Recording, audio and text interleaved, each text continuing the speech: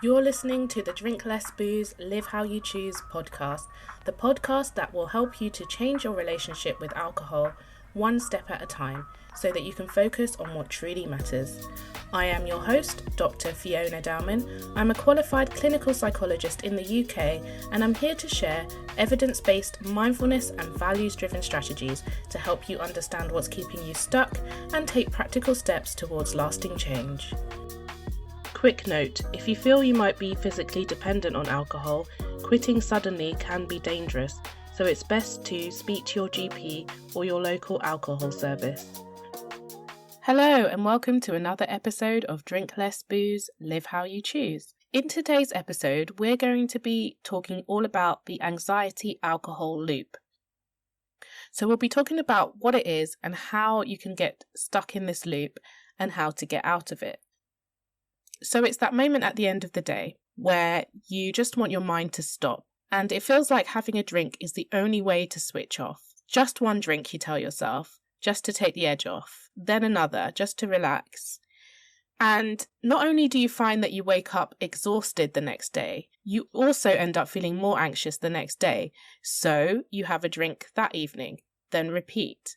This is a really common cycle that I hear a lot of professionals getting stuck in, where the demands of the working day mount up and it feels like having a drink is the only way to take the edge off. But it's a never-ending cycle that just worsens anxiety over time. The problem with alcohol is that it slows down your brain activity and can make you become disinhibited, which feels like you're more relaxed. But this effect only lasts for a short while. And over time, alcohol can disrupt the quality of your sleep, it can affect your brain chemistry and increase stress hormones, which can lead to feeling more anxious over time. And what happens is the more that you rely on alcohol as the kind of familiar, quick way to feel relaxed, you lose confidence in your own ability to cope with anxiety. So you're learning that alcohol is the only way to cope, and you're not giving yourself the chance to learn that you can cope without it. So it's a trap, because no matter how many times you try to escape your anxiety by having a drink, it will never end because you're not addressing the anxiety. You're just switching off for a little while. It's a temporary solution, but it feels like a trap because it can feel like there is no other option. It can feel like the only way to cope. So it's a really difficult position to be in. So I'm going to share some of my top tips for how you can break out of this pattern and start to ease anxiety in more helpful ways and in ways that are healthier for you in the long term. But before I share my tips, I just want to mention that I'm launching a new online program which is designed specifically for the busy professional who's ready to ease anxiety and unwind without reaching for a drink. So in the program, you'll learn all about the bridge method, which is a simple and effective way of conquering that anxiety so that you can skip the drink and wake up refreshed and focused.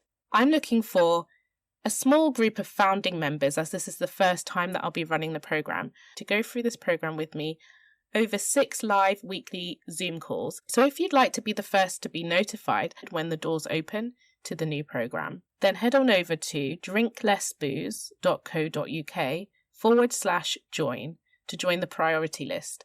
So that's drinklessbooze.co.uk/join. Okay, so on to my top tips. The first thing is the way that we view anxiety matters. So anxiety is not a bad thing.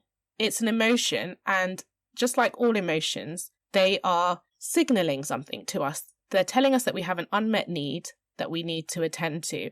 And in the case of anxiety, it's letting us know that there's some potential danger. There's something there that's potentially a threat.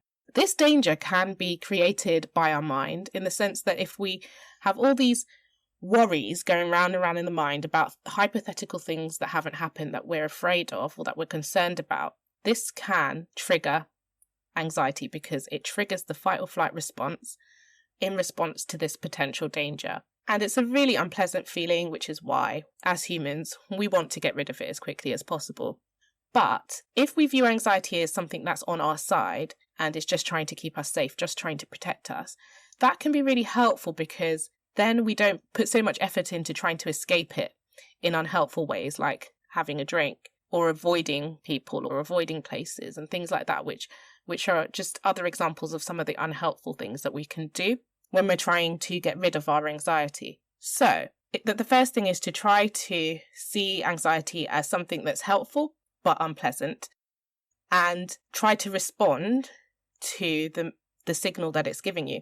The other thing to be aware of with the anxiety signal is it works on a better safe than sorry principle. So I like to think of it a bit like a smoke alarm. Sometimes the smoke alarm is triggered by burnt toast, and we can choose how we respond to that alarm by evaluating the situation. We also wouldn't want to get rid of our smoke alarm just because it's being easily triggered, because we want it to be there just in case we need it when there really is danger.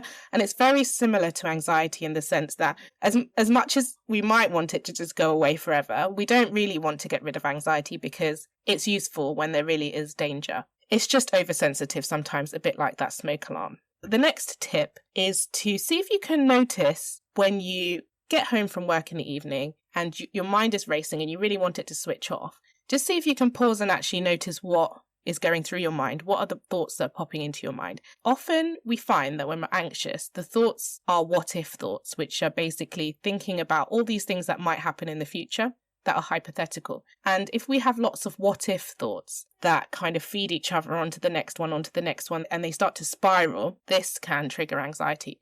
So starting to notice what thoughts are going through your mind can be really useful as well. The next thing that can be helpful as an alternative way to respond to anxiety is to decide to delay your decision to have a drink. So notice that you're feeling anxious or feeling stressed and you really want to have a drink, but commit to delaying that decision for 10 minutes, 15 minutes, just to allow that initial urge or craving to subside. Because as much as it feels like in the moment cravings will last forever, they do subside over time. They're a bit like a wave. They build up and they rise and they reach a peak, and then they eventually subside. So once you've delayed having a drink, in that time, it's useful to try to ground yourself. So try to get out of your head and all of those kind of worries and things going around in your mind and get present. Really focus on what's going on in the here and now.